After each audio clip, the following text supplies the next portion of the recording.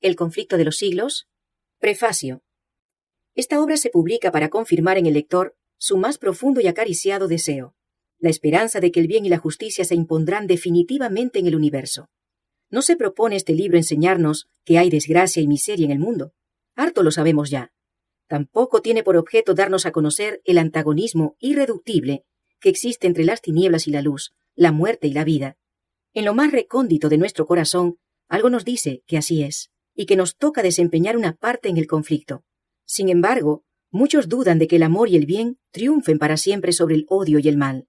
En todos nosotros se despierta con frecuencia el anhelo de saber algo más acerca de este conflicto y sus protagonistas. De ahí que nos formulemos preguntas como las siguientes. ¿Por qué existe esta lucha milenaria? ¿Cómo empezó? ¿Qué factores intervienen en su complejo carácter? ¿Por qué aumentan en intensidad? ¿Cómo y cuándo terminará? ¿Se hundirá nuestra tierra, como algunos sabios nos lo aseguran, en las profundidades de una infinita noche helada, o le espera un porvenir radiante de vida y felicidad? En otras palabras, ¿triunfará el amor de Dios por el hombre? Yendo ahora al terreno individual, nos preguntamos, puesto que me encuentro en el mundo, sin que haya intervenido mi propia voluntad, ¿envuelve esta circunstancia algo bueno o malo para mí? ¿Existe algún modo de satisfacer mi anhelo de justicia y verdad? ¿Cómo puedo salir victorioso en la lucha que se libra en mi propia conciencia? En este tiempo de creciente inquietud, ¿es posible obtener paz interior? Tales son las preguntas que se contestan en esta obra admirable. Ella contiene revelaciones asombrosas y animadoras acerca del factor básico que arruina tantas vidas. Presenta la única solución que puede traer paz al alma, optimismo a la existencia y estabilidad al hogar.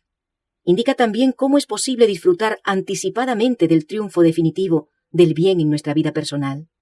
Con el fin de facilitar una comprensión de las poderosas fuerzas en conflicto, la autora recrea los acontecimientos importantes de la era cristiana, destacando su desarrollo y consecuencias. El libro comienza con las emocionantes escenas previas a la destrucción de Jerusalén, después que esa ciudad escogida por Dios hubo rechazado al Salvador. Luego recorre el camino real de las naciones, señalando las persecuciones de los cristianos durante los primeros siglos, la gran apostasía que siguió en el seno de la Iglesia, el despertar espiritual del mundo durante la Reforma, la terrible lección que se aprendió cuando Francia rechazó los buenos principios, la exaltación de las Sagradas Escrituras y su influencia vivificadora, el reavivamiento religioso de los tiempos modernos y las maravillosas revelaciones de la palabra de Dios con respecto al futuro. Se expone luego de modo sencillo, lúcido y terminante el conflicto que se avecina, en el cual por los principios vitales que entraña, nadie podrá permanecer neutral. Y finalmente se nos habla de la victoria gloriosa de la luz sobre las tinieblas, del derecho sobre la injusticia, de la dicha sobre la tristeza, de la esperanza sobre el desaliento, de la vida sobre la muerte, del bien sobre el mal. A partir de su primera edición, en 1888, y de una revisión efectuada por la autora en 1911, esta obra notable ha alcanzado una difusión mundial a través de múltiples ediciones y traducciones. Miles de ejemplares han circulado por el mundo hispánico desde la primera versión castellana, publicada en 1913. El lector advertirá que la autora se expresa con franqueza y vigor, puntualizando errores y proponiendo soluciones basadas en la infalible palabra de Dios. Y aunque en las últimas décadas se han producido desplazamientos y reajustes en el mundo social y religioso, el esquema y las proyecciones que se exponen en este libro conservan hoy plena vigencia y absorbente interés. Todo lector imparcial y reflexivo hallará en las páginas impactantes de esta obra un estímulo y un beneficio. Por ello la lanzamos nuevamente en esta edición revisada, seguros de que continuará despertando conciencias y animando corazones, con la certeza de que al final del conflicto triunfará para siempre el amor de Dios. Los editores. El conflicto de los siglos. Introducción. Antes que el pecado entrara en el mundo, Adán gozaba de libre trato con su Creador, pero desde que el hombre se separó de Dios por causa del pecado, aquel gran privilegio le ha sido negado a la raza humana. No obstante, el plan de redención abrió el camino para que los habitantes de la tierra volvieran a relacionarse con el cielo. Dios se comunicó con los hombres mediante su Espíritu y mediante las revelaciones hechas a sus siervos escogidos. La luz divina se esparció por el mundo. Los santos hombres de Dios hablaron siendo inspirados del Espíritu Santo. Durante los 25 primeros siglos de la historia humana no hubo revelación escrita. Los que eran enseñados por Dios comunicaban sus conocimientos a otros, y estos conocimientos eran así legados de padres a hijos a través de varias generaciones. La redacción de la palabra escrita empezó en tiempo de Moisés. Los conocimientos inspirados fueron entonces compilados en un libro inspirado. Esa labor continuó durante el largo período de 16 siglos, desde Moisés, el historiador de la creación y el legislador, hasta Juan, el narrador de las verdades más sublimes del Evangelio. La Biblia nos muestra a Dios como autor de ella, y sin embargo fue escrita por manos humanas, y la diversidad de estilo de sus diferentes libros muestra la individualidad de cada uno de sus escritores. Las verdades reveladas son todas inspiradas por Dios, y con todo están expresadas en palabras humanas. Y es que el Ser Supremo e Infinito iluminó con su espíritu la inteligencia y el corazón de sus siervos. Les daba sueños y visiones, y les mostraba símbolos y figuras, y aquellos a quienes la verdad fuera así revelada, revestían el pensamiento divino con palabras humanas. Los 10 mandamientos fueron enunciados por el mismo Dios y escritos con su propia mano. Su redacción es divina y no humana, pero la Biblia, con sus verdades de origen divino expresadas en el idioma de los hombres, es una unión de lo divino y lo humano. Esta unión existía en la naturaleza de Cristo, quien era el Hijo de Dios e Hijo del hombre. Se puede, pues, decir de la Biblia lo que fue dicho de Cristo. Aquel Verbo fue hecho carne y habitó entre nosotros. Escritos en épocas diferentes y por hombres que diferían notablemente en posición social y económica y en facultades intelectuales y espirituales, los libros de la Biblia presentan contrastes en su estilo, como también diversidad en la naturaleza de los asuntos que desarrollan. Sus diversos escritores se valen de expresiones diferentes. A menudo la misma verdad está presentada por uno de ellos de modo más patente que por otro. Ahora bien, como varios de sus autores nos presentan el mismo asunto desde puntos de vista y aspectos diferentes, puede parecer al lector superficial, descuidado y prevenido, que hay divergencias o contradicciones, allí donde el lector atento y respetuoso discierne con mayor penetración la armonía fundamental. Presentada por diversas personalidades, la verdad aparece en sus variados aspectos. Un escritor percibe con más fuerza cierta parte del asunto, comprende los puntos que armonizan con su experiencia o con sus facultades de percepción y apreciación. Otro nota más bien otro aspecto del mismo asunto, y cada cual, bajo la dirección del Espíritu Santo, presenta lo que ha quedado inculcado con más fuerza en su propia mente. De aquí que encontremos en cada cual un aspecto diferente de la verdad, pero perfecta armonía entre todos ellos. Y las verdades así reveladas se unen en perfecto conjunto, adecuado para satisfacer las necesidades de los hombres en todas las circunstancias de la vida.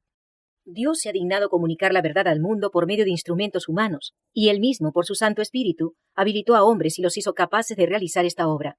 Guió la inteligencia de ellos en la elección de lo que debían decir y escribir. El tesoro fue confiado a vasos de barro, pero no por eso deja de ser del cielo. Aunque llevado a todo viento en el vehículo imperfecto del idioma humano, no por eso deja de ser el testimonio de Dios.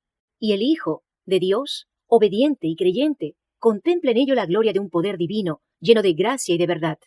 En su palabra Dios comunicó a los hombres el conocimiento necesario para la salvación. Las Santas Escrituras deben ser aceptadas como dotadas de autoridad absoluta y como revelación infalible de su voluntad. Constituyen la regla del carácter, nos revelan doctrinas y son la piedra de toque de la experiencia religiosa. Toda la Escritura es inspirada por Dios y es útil para enseñanza, para reprensión, para corrección, para instrucción en justicia, a fin de que el hombre de Dios sea perfecto, estando cumplidamente instruido para toda obra buena. La circunstancia de haber revelado Dios su voluntad a los hombres por su palabra no anuló la necesidad que tienen ellos de la continua presencia y dirección del Espíritu Santo. Por el contrario, el Salvador prometió que el Espíritu facilitaría a sus siervos la inteligencia de la palabra, que iluminaría y daría aplicación a sus enseñanzas. Y como el Espíritu de Dios fue quien inspiró la Biblia, resulta imposible que las enseñanzas del Espíritu estén jamás en pugna con las de la palabra. El Espíritu no fue dado, ni puede jamás ser otorgado para invalidar la Biblia, pues las Escrituras declaran explícitamente que la palabra de Dios es la regla por la cual toda enseñanza y toda manifestación religiosa debe ser probada. El apóstol Juan dice: «No creáis a todo espíritu, sino probad los espíritus si son de Dios, porque muchos falsos profetas han salido por el mundo». E Isaías declara: «A la ley y al testimonio, si no dijeren conforme a esto, es porque no les ha amanecido». Muchos cargos se han levantado contra la obra del Espíritu Santo, por los errores de una clase de personas que, pretendiendo ser iluminadas por éste, aseguran no tener más necesidad de ser guiadas por la palabra de Dios. En realidad, están dominadas por impresiones que consideran como voz de Dios en el alma. Pero el espíritu que las dirige no es el Espíritu de Dios. El principio que induce a abandonarse a impresiones y a descuidar las Santas Escrituras solo puede conducir a la confusión, al engaño y a la ruina. Solo sirve para fomentar los designios del maligno. Y como el ministerio del Espíritu Santo es de importancia vital para la Iglesia de Cristo, una de las tretas de Satanás consiste precisamente en arrojar oprobio sobre la obra del Espíritu por medio de los errores de los extremistas y fanáticos, y en hacer que el pueblo de Dios descuide esta fuente de fuerza que nuestro Señor nos ha asegurado. Según la palabra de Dios, el Espíritu Santo debía continuar su obra por todo el período de la dispensación cristiana. Durante las épocas en que las escrituras tanto del Antiguo como del Nuevo Testamento eran entregadas a la circulación, el Espíritu Santo no dejó de comunicar luz a individualidades aisladas, amén de las revelaciones que debían ser incorporadas en el sagrado canon. La Biblia misma da cuenta de cómo, por intermedio del Espíritu Santo, ciertos hombres recibieron advertencias, censuras, consejos e instrucción que no se referían en nada a lo dado en las Escrituras. También habla de profetas que vivieron en diferentes épocas, pero sin hacer mención alguna de sus declaraciones. Asimismo, una vez cerrado el canon de las Escrituras, el Espíritu Santo debía llevar adelante su obra de esclarecimiento, de amonestación y consuelo en bien de los hijos de Dios. Jesús prometió a sus discípulos el Consolador, el Espíritu Santo, al cual el Padre enviará en mi nombre. Él os enseñará todas las cosas y os recordará todas las cosas que os he dicho. Cuando viniere aquel Espíritu de verdad, Él os guiará a toda verdad y os hará saber las cosas que han de venir. Las Sagradas Escrituras enseñan claramente que estas promesas, lejos de limitarse a los días apostólicos, se extienden a la Iglesia de Cristo en todas las edades. El Salvador asegura a los discípulos: «Estoy con vosotros todos los días, hasta el fin del mundo». San Pablo declara que los dones y manifestaciones del Espíritu fueron dados a la Iglesia para el perfeccionamiento de los santos, para la obra del ministerio, para la edificación del cuerpo de Cristo, hasta que todos lleguemos a la unidad de la fe y del conocimiento del Hijo de Dios, al estado de hombre perfecto, a la medida de la estatura de la plenitud de Cristo. En favor de los creyentes de Éfeso, el apóstol rogó así: «Que el Dios de nuestro Señor Jesucristo, el Padre de la gloria, os conceda espíritu de sabiduría y de revelación en el conocimiento de Él, siendo iluminados los ojos de vuestro entendimiento, para que conozcáis cuál sea la esperanza de vuestra vocación y cuál la soberana grandeza de su poder para con nosotros que creemos». Que el ministerio del Espíritu Divino iluminara el entendimiento y revelara a la mente las cosas profundas de la santa palabra de Dios. Tal era la bendición que San Pablo pedía para la iglesia de Éfeso. Después de la maravillosa manifestación del Espíritu Santo, el día de Pentecostés, San Pedro exhortó al pueblo al arrepentimiento y a que se bautizara en el nombre de Cristo para la remisión de sus pecados. Y dijo: «Recibiréis el don del Espíritu Santo, porque para vosotros es la promesa, y para vuestros hijos, y para todos los que están lejos, para cuantos el Señor nuestro Dios llamare». El Señor anunció por boca del profeta Joel que una manifestación especial de su Espíritu se realizaría en el tiempo que precedería inmediatamente a las escenas del gran día de Dios. Esta profecía se cumplió parcialmente con el derramamiento del Espíritu Santo, el día de Pentecostés, pero alcanzará su cumplimiento completo en las manifestaciones de la gracia divina que han de acompañar la obra final del Evangelio. El gran conflicto entre el bien y el mal aumentará en intensidad hasta la consumación de los tiempos.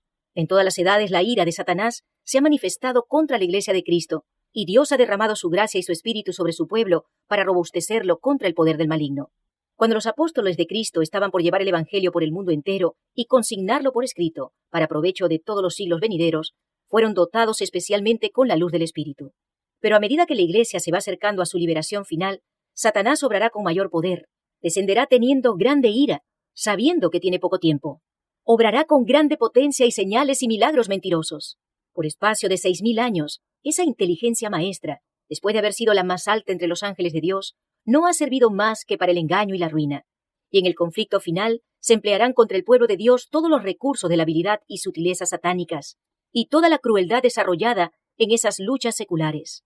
Durante este tiempo de peligro, los discípulos de Cristo tienen que dar al mundo la amonestación del segundo advenimiento del Señor, y un pueblo ha de ser preparado sin mácula y sin reprensión para comparecer ante Él a su venida. Entonces el derramamiento especial de la gracia y el poder divinos no será menos necesario a la Iglesia que los días apostólicos. Mediante la iluminación del Espíritu Santo, las escenas de la lucha secular entre el bien y el mal fueron reveladas a quien escribe estas páginas. En una y otra ocasión se me permitió contemplar las peripecias de la gran lucha secular entre Cristo, príncipe de la vida, autor de nuestra salvación, y Satanás, príncipe del mal, autor del pecado y primer transgresor de la santa ley de Dios. La enemistad de Satanás contra Cristo se ensañó en los discípulos del Salvador. En toda la historia puede echarse de ver el mismo odio a los principios de la ley de Dios, la misma política de engaño, mediante la cual se hace aparecer el error como si fuese la verdad.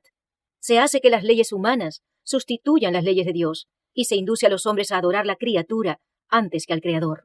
Los esfuerzos de Satanás para desfigurar el carácter de Dios, para dar a los hombres un concepto falso del Creador, y hacer que le consideren con temor y odio más bien que con amor. Sus esfuerzos para suprimir la ley de Dios y hacer creer al pueblo que no está sujeto a las exigencias de ella.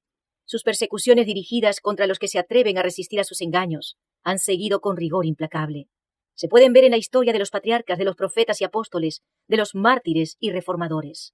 En el gran conflicto final, Satanás empleará la misma táctica, manifestará el mismo espíritu y trabajará con el mismo fin que en todas las edades pasadas. Lo que ha sido volverá a ser, con la circunstancia agravante de que la lucha venidera será señalada por una intensidad terrible, cual el mundo no la vio jamás. Las seducciones de Satanás serán más sutiles, sus ataques más resueltos. Si posible le fuera, engañaría a los escogidos mismos. Al revelarme el Espíritu de Dios las grandes verdades de su palabra y las escenas del pasado y de lo porvenir, se me mandó que diese a conocer a otros lo que se me había mostrado y que trazase un bosquejo de la historia de la lucha en las edades pasadas, y especialmente que la presentase de tal modo que derramase luz sobre la lucha futura que se va acercando con tanta rapidez.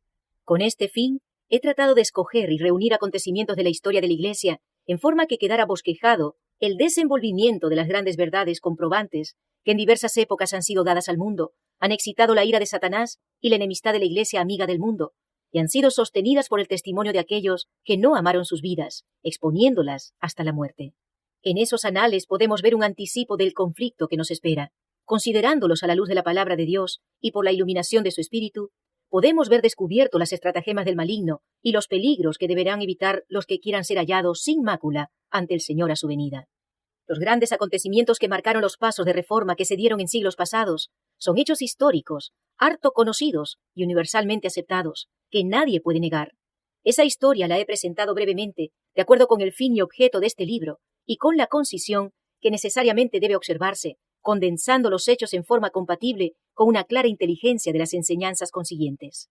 En algunos casos, cuando he encontrado que un historiador había reunido los hechos y presentado en pocas líneas un claro conjunto del asunto, o agrupado los detalles en forma conveniente, he reproducido sus palabras, no tanto para citar a esos escritores como autoridades, sino porque sus palabras resumían adecuadamente el asunto. Y al referir los casos y puntos de vista de quienes siguen adelante con la obra de reforma en nuestro tiempo, me he valido en forma similar de las obras que han publicado. El objeto de este libro no consiste tanto en presentar nuevas verdades relativas a las luchas de pasadas edades, como en hacer resaltar hechos y principios que tienen relación con acontecimientos futuros. Sin embargo, cuando se considera los tales hechos y principios como formando parte de la lucha empeñada entre las potencias de la luz y las de las tinieblas, todos esos relatos del pasado cobran nuevo significado, y se desprende de ellos una luz que proyecta rayos sobre el porvenir, alumbrando el sendero de los que, como los reformadores de los siglos pasados, serán llamados, aun a costa de sacrificar todo bien terrenal, a testificar de la palabra de Dios y del testimonio de Jesucristo. Desarrollar las escenas de la gran lucha entre la verdad y el error, descubrir las tretas de Satanás y los medios de resistirle con éxito, presentar una solución satisfactoria del gran problema del mal, derramando luz sobre el origen y el fin del pecado, en forma tal que la justicia y benevolencia de Dios en sus relaciones con sus criaturas queden plenamente manifiestas, y hacer patente el carácter sagrado e inmutable de su ley. Tal es el objeto de esta obra, que por su influencia muchos se libren del poder de las tinieblas y sean hechos aptos para participar de la suerte de los santos en luz, para la gloria de aquel que nos amó y se dio a sí mismo por nosotros. Tal es la ferviente oración de la autora.